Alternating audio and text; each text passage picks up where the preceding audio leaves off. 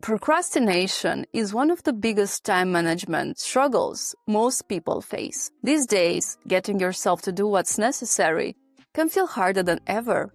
You sit down to work, and before you know it, you're bombarded with social media notifications, YouTube alerts, messages, and the list can go on forever and ever and ever. With constant interruptions and the ever-present pool of instant gratification, it's no wonder staying focused can feel like a constant struggle. Today we're going to break it down. Why do we procrastinate? And what happens in our brain when we do? Before we dive in, let me know in the comments. What's your biggest distraction? And if you want more insights to help you live a meaningful life, don't forget to subscribe to our channel. Procrastination is often misunderstood as laziness or poor time management, but it's much more than that. At its core, it's a coping mechanism, a way to avoid boredom, frustration, anxiety, or other forms of emotional and physical discomfort or pain. This tendency is especially strong in individuals with poor self-regulation skills, those who struggle to manage their emotions, thoughts, and behaviors effectively. Poor self-regulation often stems from past experiences, such as chronic stress, trauma, or a lack of healthy coping strategies during formative years. For example, someone who grew up in a high-pressure environment might develop a heightened sensitivity to discomfort, making them more likely to avoid challenging tasks. Keep in mind that all the other contributing factors we'll discuss later are ultimately connected to this core issue of poor self-regulation. There are also neurological factors at play, which we'll also explore later. What would you prefer, 70 euros today or 140 euros in a year?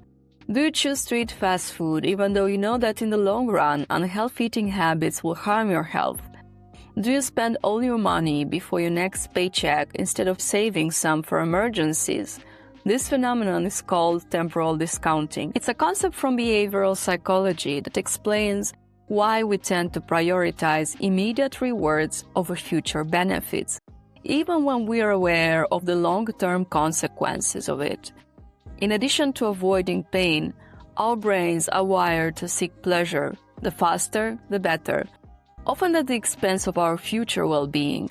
This preference for short-term gains is rooted in our natural tendency to avoid uncertainty and prioritize what feels good in the moment. While this mechanism may have helped our ancestors survive by prioritizing immediate needs, in today's world, where instant rewards are more accessible than ever, it often undermines our goals and well-being.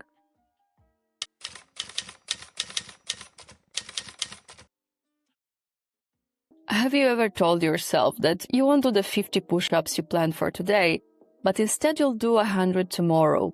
That you won't start the healthy eating regimen you promised yourself this week, but come Monday, you'll definitely start and give up sweets and unhealthy carbs for good?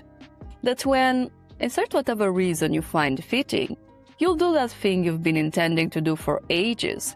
Sorry, I forgot. I'll do it tomorrow. These examples illustrate the concept of temporal self-discrepancy, which suggests that when we procrastinate, we perceive a disconnect between our present self and our future self. Under the influence of this bias, your future self is like a different person, one who will be more motivated, disciplined, and better equipped to handle challenges. This psychological separation makes it easier to justify delaying responsibilities and avoiding uncomfortable tasks now, as the success or benefits will belong to a future self you feel disconnected from. However, it's important to remember, your future self is still you. I'm your future. The choices you make today will directly shape the life you live tomorrow. Each time you delay or delegate tasks to your future self, you reinforce habits that can lead to regret, whether it's financial insecurity, health struggles, or missed opportunities. If something feels difficult or unpleasant now, chances are it will still feel that way later. So next time you're faced with a decision, pause and ask yourself, what will I thank myself for later? And what might I regret?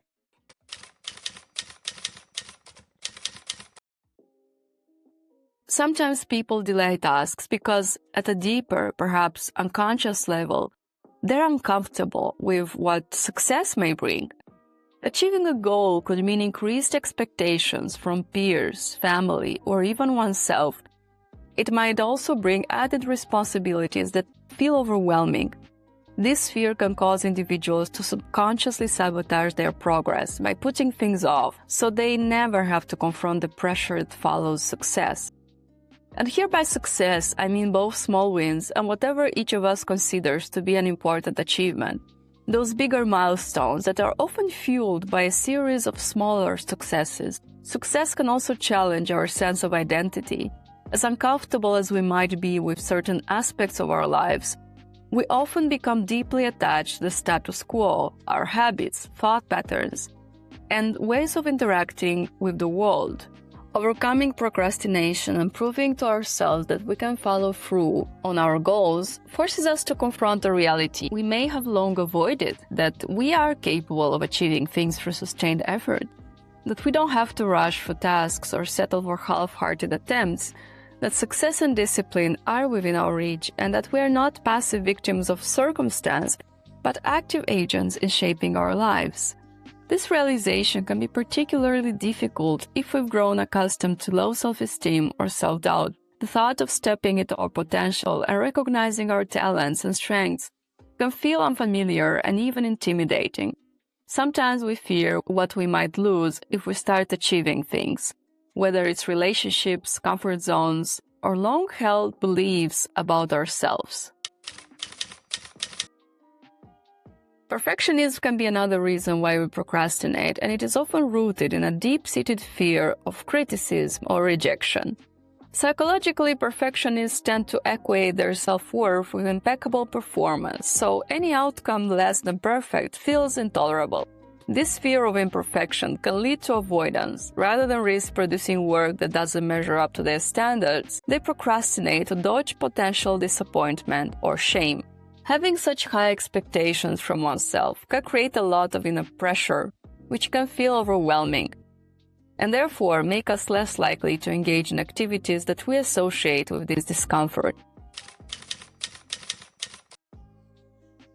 When tasks are vague or poorly defined, the brain struggles to map out a clear path forward. Without specific goals, it's like trying to navigate without a map. Uncertainty and anxiety take over, making it harder to take action. Ambiguity breeds stress and overwhelm, turning procrastination into a very tempting escape. Without a clear direction, it's easy to feel stuck and unsure of where to begin. We might say, I want to save money, or I need to spend less time at work, but without a clear plan, these goals fade into the background. They remain just ideas, powerless and hard to act on, making it even more difficult to follow through. As meaning-making beings, humans need a why behind what we do. To be or not to be?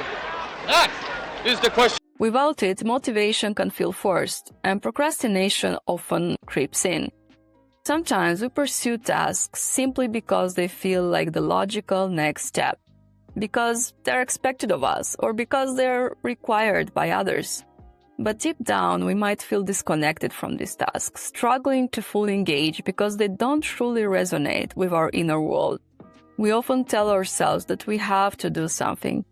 But if we don't have a deeper reason, a genuine why, it's no surprise that we find it hard to stay committed. When our actions aren't aligned with our values or the life we truly want, it's natural to feel resistance. That's why it's important to pause and reflect on our why. What are the long-term consequences of doing or not doing this task? How well does it align with our values or the vision we have for our lives? Sometimes, through this reflection, we realize that a task is genuinely beneficial even if we don't feel like doing it. It's ultimately in our best interest. Other times, we might come to an important realization that the task or the goal doesn't actually align with who we are, and that's okay too. Figuring out what truly matters to us is not always easy, but it's worth the effort. After all, we can't move forward with confidence if we're not clear on why we're moving in the first place. from a neuroscience perspective, procrastination may involve dysfunctions in the prefrontal cortex, which is responsible for executive functions like planning and impulse control, among others, and the limbic system, which processes emotions and rewards. When the limbic system, particularly the amygdala, dominates, people are more likely to prioritize immediate rewards over future benefits. Dopaminergic pathways also play a crucial role, as dopamine regulates motivation and the anticipation of reward. A lack of dopamine signaling in certain neural circuits can reduce the drive to achieve long-term goals. Engaging constantly in activities that provide immediate rewards like checking social media, browsing the internet, or overindulging in other behaviors that activate our dopaminergic reward system, such as sex, overeating, drugs, or smoking, can create a kind of dopamine tolerance. This makes it harder to engage in mundane yet necessary tasks that don't offer an immediate payoff. The habit of constantly seeking a dopamine hit can also affect our ability to be present, focus on what matters, and engage in meaningful activities. As Dr. Anna Lembke explains in her book Procrastination, with prolonged and repeated exposure to pleasurable stimuli, our capacity to tolerate pain decreases, and our threshold for experiencing pleasure increases.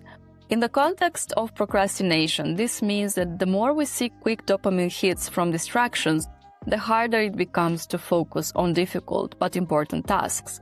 We begin to avoid anything that doesn't provide instant gratification, making even small challenges feel overwhelming.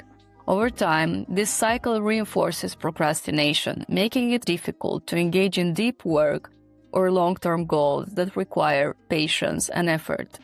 Additionally, conditions such as ADHD, anxiety, and depression can amplify these disruptions in neural circuits, making it even harder to get things done. For example, ADHD often involves challenges with executive function, while anxiety and depression can lower motivation or intensify negative thought patterns, as well as patterns of avoidance. In these cases, professional support or specific coping strategies can be especially beneficial in breaking the cycle of procrastination. By understanding these patterns, we can start to rewire our brains by embracing discomfort, delaying gratification, and gradually building tolerance for tasks that require sustained effort. This shift not only helps us overcome procrastination, but also allows us to cultivate a deeper sense of satisfaction and purpose in our daily lives. If this video resonated with you, let's keep the conversation going. Drop a comment below and tell me what's one thing you've learned about why you procrastinate. Do you have any ideas about what you could do regarding it? And if you're interested in the next step, let me know if you'd like a follow-up video with practical tools and strategies to tackle procrastination and build better habits. Don't forget to hit the like button, subscribe, and ring the notification bell so that you never miss out on new content. Thank you for being here and for watching this video until the end. See you next time.